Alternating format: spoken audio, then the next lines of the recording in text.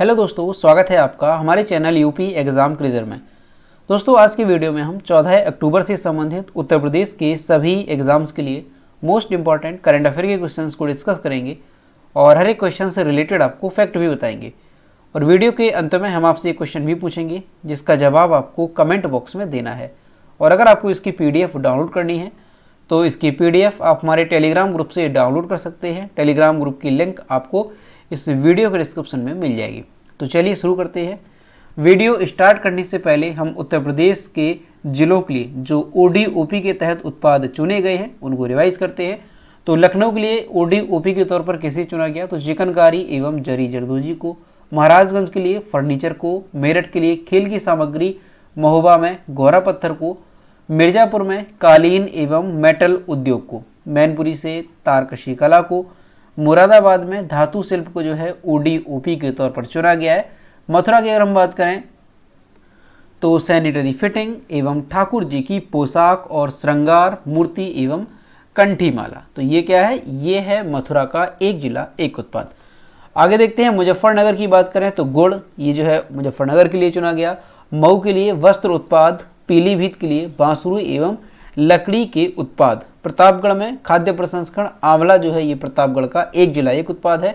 प्रयागराज तो मूंज उत्पाद, ये प्रयागराज का एक जिला एक उत्पाद है। रायबरेली का है काष्ठ कला। रामपुर का है पैचवर्क के साथ एप्लिक वर्क, जरी, पैचवर्क एवं मैथा। ये जो है रामपुर के लिए एक जिला एक उत्पाद चुना गया है। संत कबीर नगर की अगर हम बात करें तो संत कबीर नगर के लिए चुना गया है ब्रॉस वेयर। ठीक है, याद रखेंगे ये हैं उत्तर प्रदेश के कुछ जिलों के ODOP के तौर पर चुने गए उत्पाद। चलिए अब शुरू करते हैं करंट अफेयर्स का सेशन। तो आज का सेशन शुरू करने से पहले हम कल के क्वेश्चंस का रिवीजन करेंगे। कल का पहला क्वेश्चन है, हाल ही में किसे शेख जायद अंतर्राष्ट्रीय पुरस्कार मिला? ऑप्शन नंबर B करेक्ट है, वजाहत हुसैन को। अगला है, किस आयुर्वेदिक कंपनी ने अभिनेता अमिताभ बच्चन के 80वें जन्मदिन देश का लाल ईर वीर पत्ते लॉन्च किया? तो इसका जो करेक्ट आंसर है वो है option number C, Dabur India limited ने। अगला क्वेश्चन है दोस्तों, उत्तर प्रदेश करंट अफेयर की लास्ट 8 मंथ की अगर आपको PDF ई बुक डाउनलोड करनी है तो इसकी लिंक आपको वीडियो के डिस्क्रिप्शन में मिल जाएगी। वहाँ से आप इसकी PDF ई बुक डाउनलोड कर सकते हैं। इसके साथ ही अगर आपको सितंबर महीने की PDF ई बुक डाउनलोड करनी है तो उसकी लिंक भी आपको वीडियो के डिस्क्रिप्शन में मिल जाएगी। और अगर इसे डाउनलोड करने में कोई प्रॉब्लम होती है तो साइट पर आपको व्हाट्सएप नंबर और ईमेल मिल जाएगा जिस पर आप कांटेक्ट कर सकते हैं। और दोस्तों, ये जो PDF ई बुक है ये जनवरी से लेकर के अगस्त 2022 तक की है और इसमें हमने जो है हिंदी में सारे क्वेश्चंस को विस्तार पूर्वक बताया। अगला क्वेश्चन है, हाल ही में उत्तर प्रदेश में ख्याति प्राप्त व्यक्तित्व वीर विक्रम बहादुर मिश्र का निधन हो गया, वह किस क्षेत्र से संबंधित थे? तो ये जो है पत्रकारिता से संबंधित है। ऑप्शन नंबर C इसका करेक्ट होगा। अगला है, गिनी में भारत के अगले राजदूत के रूप में किसे नियुक्त किया गया? तो अवतार सिंह को। अगला है, निम्नलिखित में से किसने अक्टूबर 2022 में जापान ओपन टेनिस चैंपियनशिप पुरुष एकल का खिताब जीता? तो ये जीता है किसने? टेलर फ्रिट्ज ने। अगला है, निम्नलिखित में से कौन कोल्पोस्कोप नामक आर्टिफिशियल इंटेलिजेंस सक्षम उपकरण विकसित कर रहा है? तो ये जो उपकरण है वो कर रहा है कौन सा? एम्स नई दिल्ली के। तो ऑप्शन नंबर 20 का करेक्ट होगा, ये जो है इसको विकसित कर रहा है। अगला क्वेश्चन है, निम्नलिखित में से भारतीय नौसेना के किस जहाज ने 10 से 12 अक्टूबर 2022 तक ब्राजील, भारत और दक्षिण अफ्रीका की नौसेना, यहाँ पर क्या होगा? नौसेनाओं के बीच संयुक्त बहुराष्ट्रीय समुद्री अभ्यास IB समर के 7वें संस्करण में भाग लिया? तो ऑप्शन नंबर A करेक्ट होगा, भारत की ओर से INS तरकस ने जो है भाग लिया। अगला है, अक्टूबर 2022 में जारी अंतर्राष्ट्रीय मुद्रा कोष की संशोधित रिपोर्ट के अनुसार 2022 में भारत की अनुमानित सकल घरेलू उत्पाद यानी कि GDP वृद्धि दर क्या है? तो ऑप्शन नंबर B करेक्ट होगा, 6.8%। अगला है, किस दिन को विश्व गठिया दिवस के रूप में मनाया जाता है? तो हर साल 12 अक्टूबर को जो है विश्व गठिया दिवस के रूप में मनाया जाता है। तो दोस्तों, ये थे कल के क्वेश्चंस जिसका हमने रिवीजन किया। अब हम शुरू करते हैं आज का सेशन। आज का पहला क्वेश्चन है, हाल ही में किसे Indian of the year award से सम्मानित किया गया? कौन सा अवार्ड है इंडियन ऑफ द ईयर? इसका जो करेक्ट आंसर होगा वो है option number B, CM Yogi Adityanath को। दोस्तों, 12 अक्टूबर 2022 को मीडिया समूह द्वारा Indian of the year award समारोह में जो उत्तर प्रदेश के मुख्यमंत्री हैं योगी आदित्यनाथ, इनको जो है किस पुरस्कार से सम्मानित किया गया, तो Indian of the year award से सम्मानित किया गया। इस समारोह में अवार्डों की श्रृंखला में मुख्यमंत्री योगी आदित्यनाथ को राजनीति श्रेणी में उनके शानदार काम के लिए यह सम्मान दिया गया है। हालांकि इस अवार्ड समारोह में मुख्यमंत्री योगी आदित्यनाथ खुद मौजूद नहीं हो सके थे और उन्होंने इस अवार्ड को भी राज्य की 25 करोड़ जनता को समर्पित किया है। तो याद रखेंगे आप कि Indian of the year award 2022 का जो है ये किसको दिया गया है, किस श्रेणी में, तो राजनीति श्रेणी की अगर हम बात करें तो इसमें जो है ये अवार्ड सीएम योगी आदित्यनाथ को दिया गया है। अगला क्वेश्चन है, किस राज्य के पर्यटन विभाग ने आकर्षक नई टूरिज्म पॉलिसी तैयार की है। ऑप्शन नंबर सी करेक्ट होगा, उत्तर प्रदेश में।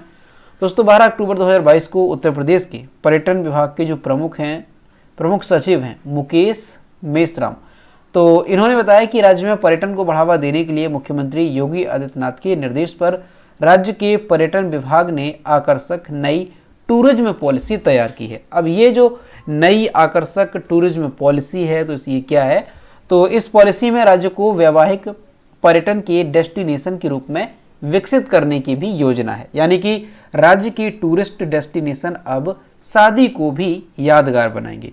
देसी और विदेशी जोड़ों के विवाह को यादगार बनाने के लिए होटल, किलों और पर्यटक स्थलों को विकसित किया जाएगा। इसके लिए वेडिंग प्लानरों और इवेंट मैनेजमेंट कंपनियों की मदद ली जाएगी। तो यहाँ से आपको याद रखना है कि हाल ही में उत्तर प्रदेश में जो है क्या किया जा रहा है, तो राज्य में पर्यटन को बढ़ावा देने के लिए जो है एक नई आकर्षक टूरिज्म पॉलिसी तैयार की जा रही है। अब ये जो टूरिज्म पॉलिसी क्या है, तो यहाँ पर आपने देखा कि इसके तहत क्या होगा कि ये जो पर्यटक स्थल हैं वहाँ पर जो है क्या होगा, वहाँ पर शादी को भी यादगार बनाया जाएगा। यानी वहाँ पर जो वैवाहिक उत्सव है ये जो है वहाँ पे किया जा सकेगा और इसके लिए जो पर्यटक स्थल हैं वहाँ पर होटल, किलों और भी सारी व्यवस्था की जाएगी। तो इसी के चलते याद रखेंगे आप कि किस राज्य सरकार ने जो है पर्यटन को बढ़ावा देने के लिए एक नई टूरिज्म पॉलिसी तैयार की है, तो वो की है उत्तर प्रदेश सरकार ने। अगला है, रवि कुमार ने अफ्रीका के सबसे ऊंचे किलिमंजारो पर्वत की चोटी पर चढ़ाई करने में सफलता प्राप्त की है। ये उत्तर प्रदेश के किस जिले से हैं, तो ऑप्शन नंबर इसका करेक्ट हो जाएगा ए, वाराणसी के। दोस्तों काशी के जो रवि कुमार हैं इन्होंने अभी जो है अफ्रीका की सबसे ऊंची पर्वत चोटी कौन सी है, किलिमंजारो, तो इसको जो है फतह किया है और यह दुनिया का सबसे ऊंचा मुक्त खड़ा पर्वत होने के साथ साथ विश्व के सबसे बड़े ज्वालामुखियों में से एक है। रवि जो कुमार हैं इन्होंने 11 सितंबर की दोपहर चढ़ाई शुरू की थी और 15 सितंबर को 8:10 पर वह किलिमंजारो पर्वत के शिखर पर पहुंचे। यह पर्वत शिखर समुद्र तल से कितना ऊंचा है, तो 5895 मीटर जो है इसकी ऊंचाई है। तो यहाँ से आप नाम याद रखेंगे, अभी ये जो है काफ़ी चर्चा में है कि जो काशी के रवि कुमार हैं इन्होंने जो अफ्रीका की सबसे ऊंचा पर्वत चोटी है माउंट किलिमंजारो, इसको जो है इन्होंने फतह किया है। अगला क्वेश्चन है, हाल ही में किस हवाई अड्डे ने हरित ऊर्जा स्रोतों से 100% परिचालन शुरू किया है। ऑप्शन नंबर बी करेक्ट होगा, मुंबई हवाई अड्डा ने। दोस्तों अडानी समूह भारतीय विमानपत्तन प्राधिकरण द्वारा संचालित जो मुंबई हवाई अड्डा है इसने अपना 100% परिचालन पर्यावरण अनुकूल ऊर्जा स्रोतों से करना शुरू कर दिया है। निजी हवाई अड्डे ने जारी बयान में कहा कि हवाई अड्डे की जो 95% आवश्यकताएं हैं वो पनबिजली और पवन तथा जो शेष 5% की आवश्यकता है वो सौर ऊर्जा से पूरी की जा रही हैं। मुंबई हवाई अड्डा देश में हाइब्रिड प्रौद्योगिकी पेश करने वाला पहला हवाई अड्डा है जो अप्रैल से पूरी तरह से हरित ऊर्जा पर चल रहा है। तो यहाँ से आपको जैसे याद रखना है कि कौन सा हवाई अड्डा है जिसने कि 100% परिचालन पर्यावरण अनुकूल ऊर्जा स्रोतों से करना शुरू कर दिया है, तो ये है मुंबई हवाई अड्डा। और यहाँ पर जो ऊर्जा का स्रोत है वो क्या है, तो 95% जो ऊर्जा आती है वो कहाँ से आती है, तो वो पनबिजली और पवन से, और जो शेष 5% जो ऊर्जा है वो आती है सौर ऊर्जा से। तो याद रखेंगे आप मुंबई हवाई अड्डे का नाम। अगला क्वेश्चन है, CRI इंडेक्स 2022 के अनुसार भारत किस स्थान पर रहा, तो इसका जो करेक्ट आंसर है वो है ऑप्शन नंबर डी, 123वें स्थान पर। दोस्तों हाल ही में असमानता को कम करने के लिए नवीनतम प्रतिबद्धता CRI क्या है, CRI के अनुसार जो है एक रिपोर्ट जारी की गई है। ये जो CRI रिपोर्ट है 2022, तो ये जो है जारी की गई है तो इसके अनुसार क्या बताया गया, इसके अनुसार ये बताया गया कि 161 देशों में जो हमारा देश भारत है ये 123वें स्थान पर रहा। ठीक है, हालांकि दोस्तों 2020 में जो रिपोर्ट जारी की गई थी CRI, तो उसमें भारत किस स्थान पर था, उसमें भारत 129वें स्थान पर था। तो अभी जो 2022 की जारी की गई है इसमें भारत 6 स्थान ऊपर चढ़ गया। लेकिन स्वास्थ्य खर्च में सबसे कम प्रदर्शन करने वालों में से एक है। CRI में नॉर्वे सबसे आगे है, जो CRI रिपोर्ट है इसमें नॉर्वे सबसे आगे है, यानी कि टॉप पर कौन सा है, नॉर्वे है। उसके बाद जर्मनी और ऑस्ट्रेलिया का स्थान है। अब अगर हम बात करें CRI, तो CRI का फुल फॉर्म क्या है, याद रखेंगे, commitment to reducing inequality index. ठीक है, ये CRI का फुल फॉर्म है, कमिटमेंट टू रिड्यूसिंग इनइक्वालिटी। तो क्या है, असमानता को कम करने के लिए ये जो है इंडेक्स जारी किया जाता है। तो इसके अनुसार जो हमारा देश है भारत, ये 123वें स्थान पर है। दोस्तों हम जो है रिवाइज करते हैं 2022 में जो जारी की गई हैं इंडेक्स। तो भ्रष्टाचार धारणा सूचकांक 2021 की अगर हम बात करें तो भारत 85वें स्थान पर है। और पहले स्थान पर कौन सा है, तो डेनमार्क, फिनलैंड, न्यूजीलैंड, ये जो है संयुक्त रूप से पहले स्थान पर है। वैश्विक खुशहाली रिपोर्ट 2022 की बात करें तो भारत 136वें स्थान पर है और फिनलैंड पहले स्थान पर है। IQ एयर की 2021 विश्व वायु गुणवत्ता रिपोर्ट की बात करें तो सबसे प्रदूषित जो राजधानी बताई गई थी दुनिया की वो रही थी दिल्ली, और सबसे प्रदूषित देश कौन सा रहा था, तो वो था बांग्लादेश। सिप्री रिपोर्ट 2021 को देखें तो इसके अनुसार सर्वाधिक हथियार आयातक देश है भारत और सर्वाधिक हथियार निर्यातक देश है संयुक्त राज्य अमेरिका। टॉम ट्रैफिक इंडेक्स 2021 के अनुसार अगर हम देखें कि दुनिया का सबसे भीड़ भाड़ वाला शहर कौन सा रहा, तो ये है इस्तांबुल, और ये किस देश का है, तो ये तुर्की का शहर है। अगली रिपोर्ट याद रखेंगे, विश्व प्रेस स्वतंत्रता सूचकांक 2022, इसमें भारत 150वें स्थान पर है और नॉर्वे इसमें पहले स्थान पर है। कौन सी रिपोर्ट है, विश्व प्रेस स्वतंत्रता सूचकांक। वैश्विक भुखमरी सूचकांक 2022-21 की अगर हम बात करें तो 2021 की ये रिपोर्ट है वैश्विक भुखमरी सूचकांक। तो इसमें भारत 101वें स्थान पर रहा। ठीक है, कौन सी रिपोर्ट है, याद रखेंगे, वैश्विक भुखमरी सूचकांक हंगर इंडेक्स 2021। विश्व प्रतिस्पर्धात्मक सूचकांक 2022 में भारत 37वें स्थान पर है और डेनमार्क पहले स्थान पर है। QS best student cities 2023 ranking में अगर देखा जाए कि कौन सा शहर जो है छात्रों के रहने के लिहाज से सबसे अच्छा है, तो वो है लंदन। तो दोस्तों कुछ रिपोर्ट थी, ये कुछ सूचकांक थे जो कि एग्जाम के लिए काफ़ी इंपॉर्टेंट है, तो सभी को अच्छे से याद रखेंगे। अगला क्वेश्चन है, हाल ही में केंद्र सरकार ने कितने राज्यों में टेली मानस पहल शुरू की है? इसका जो करेक्ट आंसर है वो है ऑप्शन नंबर डी, सभी राज्यों में।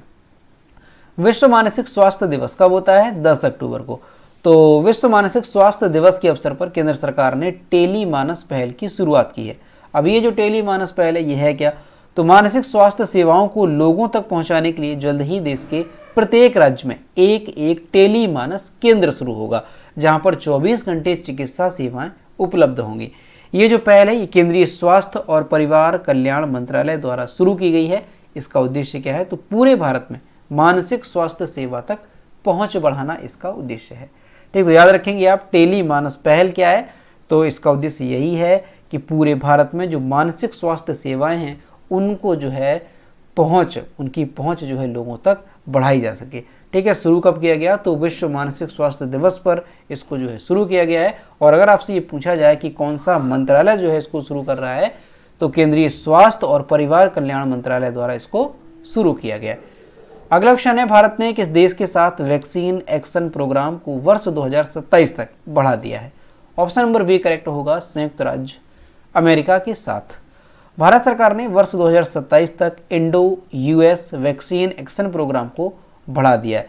अब ये जो द्विपक्षीय सहयोगी कार्यक्रम है जो संयुक्त राज्य अमेरिका में national institute of allergy and infectious disease, national institute of health के सहयोग से बनाई गई है।